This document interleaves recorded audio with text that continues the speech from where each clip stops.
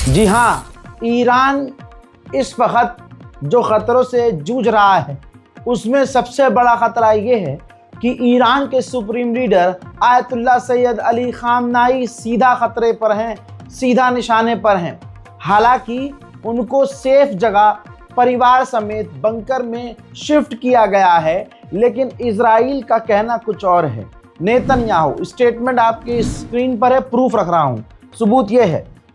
Netanyahu ने अपने मुंह से कई बार ये स्टेटमेंट दे दिया है। लेटेस्ट स्टेटमेंट ये है कि अगर सुप्रीम लीडर खामनाई को कत्ल कर दिया गया तो ये जंग खत्म हो जाएगी, जंग आगे नहीं बढ़ेगी, ईरान रुक जाएगा।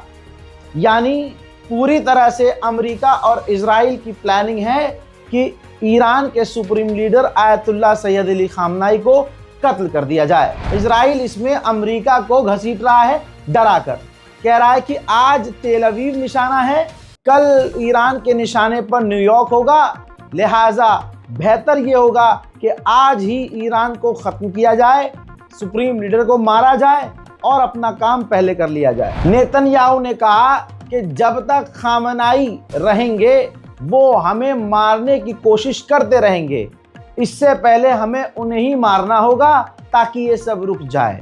उधर से ईरान ने इनडायरेक्ट हमको बोला है कि जंग रोक दे, लेकिन हम जंग नहीं रोकेंगे, हमारे गोल जब तक पूरे नहीं होंगे ईरान पर हमले जारी रहेंगे। नेतन्याहू ने कहा कि ईरान का एयर स्पेस हम कंट्रोल कर रहे हैं, हमने ईरान का जो मिसाइल सिस्टम प्रोग्राम है ख़राब कर दिया है, आधे से ज़्यादा हमने ड्रोन तबाह कर दिए हैं और मिसाइल लॉन्चर्स हज़ारों की तादाद में ईरान के तबाह किए हैं। नेतन्याहू ने यह भी कहा कि ट्रंप हमारे साथ हैं।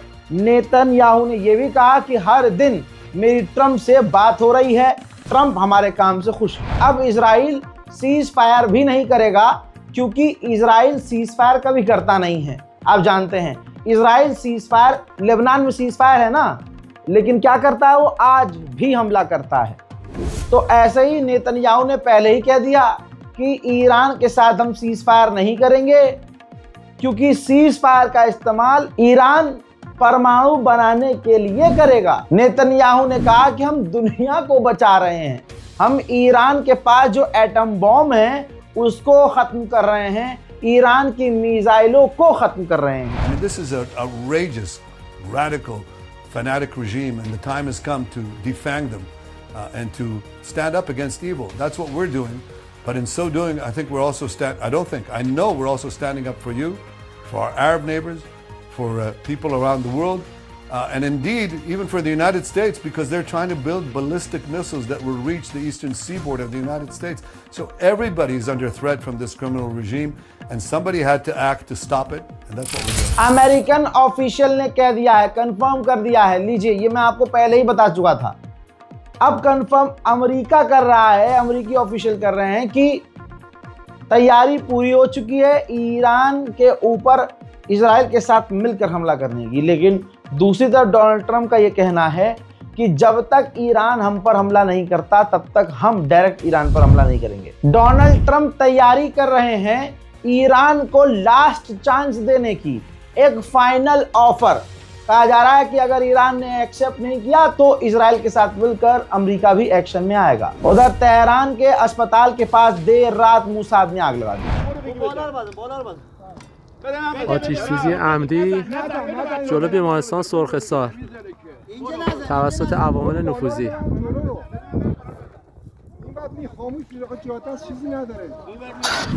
मोहतरम हज़रात, बड़ी जानकारी आधी रात के बाद ये मिल रही है कि जिसे आज यानी गुजरी हुई रात को ईरान ने जिस मोसाद के एजेंट को पकड़कर गिरफ्तार करके फांसी पर लटकाया वो कोई और नहीं, अफगानी तो हैं ही बहुत सारे, लेकिन वो खासकर नागरिक टर्किश था।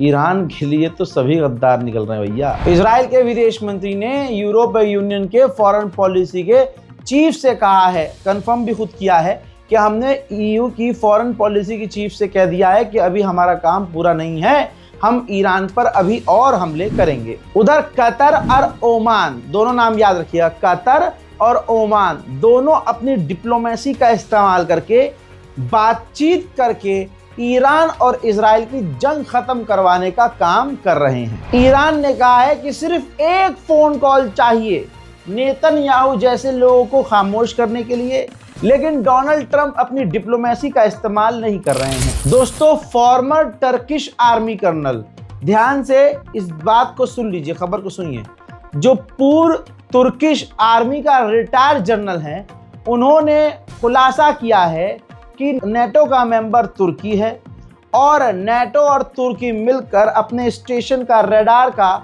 तुर्की के अंदर वाले रडार का इस्तेमाल करके ईरान की हाइपरसोनिक मिसाइल मार कर गिराने का काम कर रहे हैं और ईरान पर नजर रखे हुए हैं। ये तुर्की का आर्मी जनरल है, रिटायर्ड, उसने खोल दी है तुर्की की पोल। और आप और हम तुर्की का वो अर्तुगरुल गाजी शो देखकर ऐसे तुर्की को अपने सर पर चढ़ाए हैं कि क्या ही कहें। असल में तुर्की कोई अर्तुगरुल गाजी नहीं, बल्कि तुर्की का राष्ट्रपति कुर्दोगलू निकला है। Batı dünyası tedirgin ediyordu. Tabii bunu yeni bir vekalet savaşı yoluyla tehlikesiz hale getirmeyi amaçlıyorlar Batı dünyası için, özellikle de Amerikan emperyalizmi için. Bu balistik füzeler ve hipersonik füzeler Batı Asya denizlerinde görev yapan 6. filo ve 5. filo için risk teşkil ediyordu. O yüzden İran'ın elindeki yüksek teknolojili bu silahların stoklarını tüketmeye yönelik ve onların देखिए, 2 दिन पहले जो मैंने आपको बताया था कि America का एयरक्राफ्ट करियर निकल चुका है मिडिल ईस्ट के लिए, वो अब बिल्कुल इजराइल के करीब है। अमेरिकी ऑफिशियल ने कहा है कि हमारा अमेरिका का एयरक्राफ्ट करियर इजराइल को बचाएगा। ईरानियन रेड क्रिसेंट ने कंफर्म किया है कि इजरायली हमलों में हमारे 3 वर्कर्स कत्ल हो गए हैं। खबर यह, तेहरान में एक मेंटल हॉस्पिटल था और ये भी कहा जा रहा है कि कोई जेल थी। इजराइल ने उस पर हमला किया, उस जेल और मेंटल हॉस्पिटल पर, दीवार टूट गई, जिसके बाद जो कैदी और मेंटल पेशेंट्स थे वो वहां से फरार हो गए। वीडियो उसका मौजूद है, देखिए।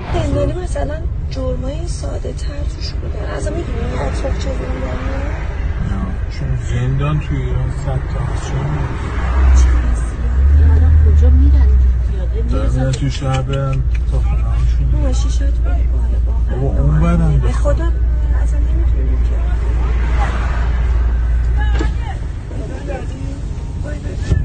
یا خدا محمد یه سری هم لباسشون پاره است ببینیم. یا خدا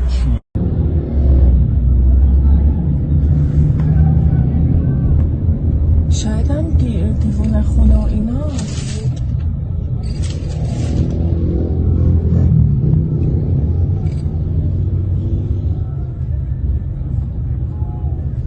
مجتمع پردازش رو دفعه آتی بباد.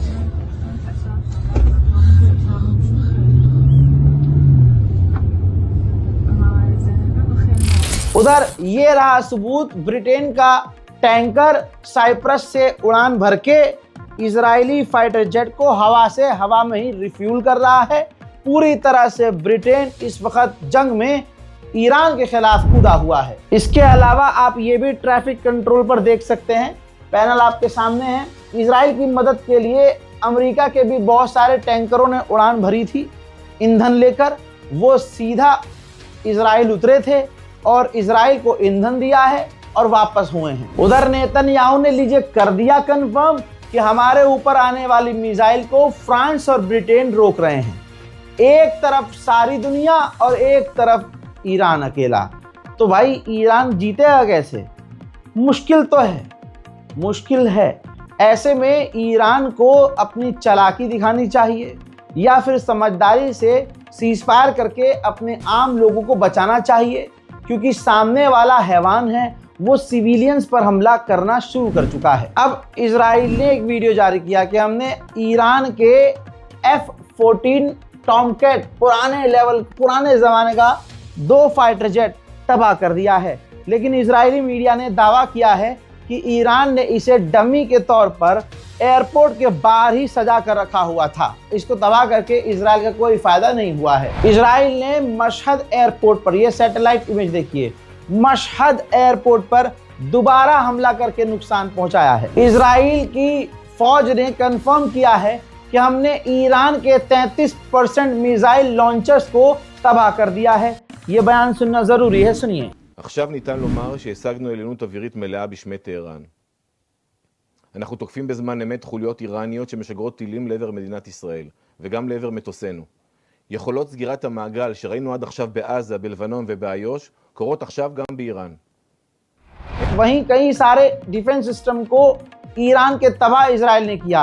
अब एक ईरान का डिफेंस सिस्टम जिसे इजराइल ने हमला करके तबाह किया, तो डिफेंस सिस्टम तो तबाह हुआ, लेकिन डिफेंस सिस्टम के अंदर जो मिसाइल थी वो चकरा कर दूसरे ही ईरान के इलाके में जाकर गिर गई। ये है वीडियो।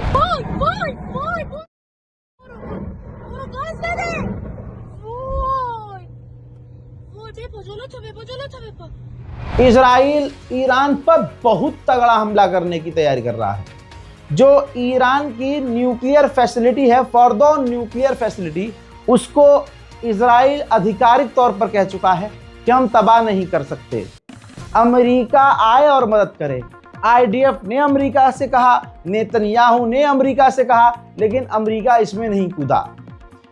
पूरी दुनिया के मीडिया ने लिखा कि फॉर्दो न्यूक्लियर फैसिलिटी को तबाह करना इजराइल के लिए नामुमकिन है। जब चारों तरफ से किरकिरी हुई तो अब इजराइल तैयारी कर रहा है कि अपने ही दम पर पूरी ताकत से ईरान की फॉर्दो न्यूक्लियर फैसिलिटी पर ऐसा हमला किया जाए कि ज़मीन के अंदर ईरान की न्यूक्लियर फैसिलिटी जो है वो तबाह हो जाए। आइए अब मैं आपको एक फ़ोटो दिखाता हूँ। ये तस्वीर देखिए, ये ईरान का आज़ादी टावर है। जब आप ईरान सर्च करेंगे तो ये टावर नज़र आएगा। किसी देश का अगर कोई आइकन होता है, कोई इमारत, जैसे हमारे देश में लाल किला या मान लीजिए इंडिया गेट या ताजमहल, आइकॉन हैं ये हमारे देश के। ऐसे ही ईरान के लिए ये फ्रीडम टावर जो है काफ़ी खूबसूरत है और काफ़ी जो है इम्पोर्टेंट है। अब ज़रा उसके पीछे आप देख ही चुके हैं, ये देखिए हैं, धुआं निकल रहा है। यानी इजराइल ने ईरान के सबसे सिक्योर इलाके में और हिस्टोरिकल प्लेस पर बेहद करीब, ईरान के फ्रीडम टावर के करीब हमला किया है। ईरान की राजधानी तेहरान के ऊपर इजराइल का ड्रोन खुल्लम खुल्ला घूम रहा है, देखिए।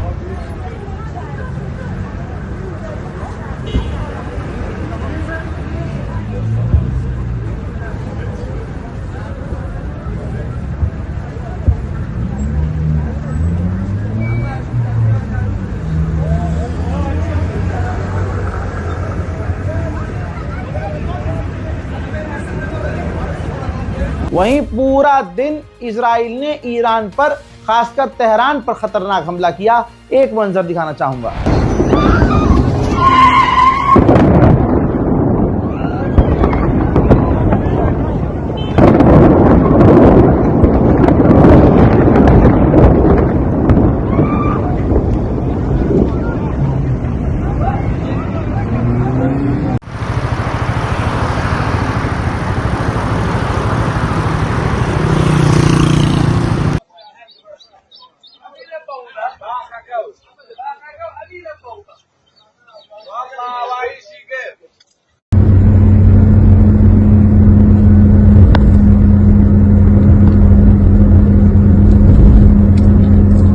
ईरान को ऐतिहासिक नुकसान हुआ है और हो रहा है और होगा भी, क्योंकि एक तरफ अकेला ईरान है, उसके मुल्क में इतने गद्दार हैं, कोई मुस्लिम देश उसके साथ खड़ा नहीं है।